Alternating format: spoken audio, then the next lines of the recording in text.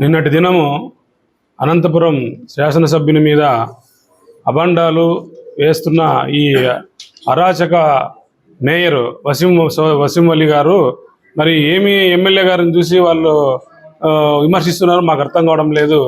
గతంలో మీరు 5 ఏళ్ళు మీ శాసనసభ్యుడు ఉన్నారు కానీ మరి ఆయన ఏం చేశాడు? మరి ఇప్పుడు మా ఎమ్మెల్యే గారు దగ్గుబాటి ప్రసాద్ గారు ఏ కల్మషం లేని వ్యక్తి, అన్ని వర్గాలకు అందరి సమానంగా పక్షపాత ధోరణి లేకుండా చూసుకున్న వ్యక్తి అనంతపురం శాసనసభ్యుడు. అనంతపురాన్ని దిశ మార్చలేని ఒక ఆలోచన కలిగిన వ్యక్తి.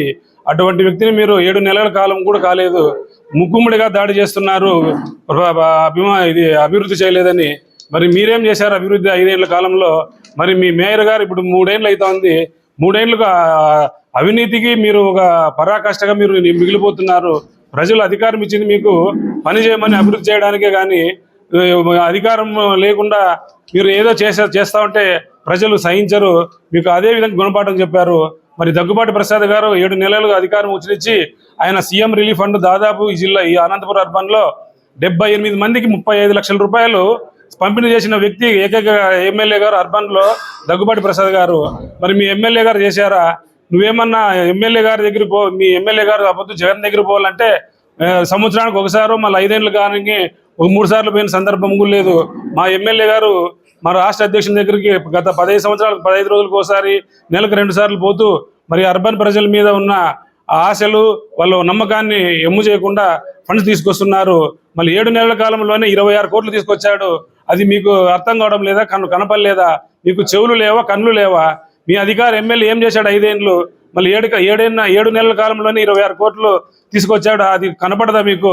మరి మరో వంక అయితేనేమి, మరి బరిల్ గ్రౌండ్ హిందువులది నవోదయ కాలనీలో కాంపౌండ్ వాళ్ళకైతేనేమి, మళ్ళీ JN2ది బీసీ హాస్టల్స్కి తర్వాత వాళ్ళకి 7 నెలలు పెండింగ్ లేకుంటే వాళ్ళకు డబ్బులు తీసుకొని వచ్చాడు. ఇవన్నీ మీకు కనపడదా అభివృద్ధి అంటే? మళ్ళీ ఇప్పుడే రోడ్లకు దాదాపు రుద్రంపేట దానికి కూడా రోడ్లు తీసుకొని వచ్చారు. అవన్నీ చూడండి, మీరు చూసి మాట్లాడండి. కానీ ఏదో మీకు కళ్ళు లేవు, చెవులు లేవు అనేటట్లు మీరు మాట్లాడితే ప్రజలు గ్రహించరు. మీకు 11 సీట్లు వచ్చాయి. మరి ఇప్పుడు రాబోయే రోజుల్లో అవి కూడా రావు. మరి జగన్ పరిపాలనలో మీరు చేస్తూ ఉండేది ఏంది? ఆయన ప్రజల్లోకి రావాలంటే పరదాలు కట్టుకొని రావాలా, కంప చెట్లు కొట్టాలా, చెట్లని అరికేవాడు. మా ముఖ్యమంత్రి ఏం చేస్తా ఉన్నాడు? గ్రీనరీ పెంచుతున్నాడు, చెట్లు పెంచుతున్నాడు, ప్రజల్లోకి స్వచ్ఛందంగా వస్తున్నాడు, ప్రజలు మాట్లాడుతున్నాడు.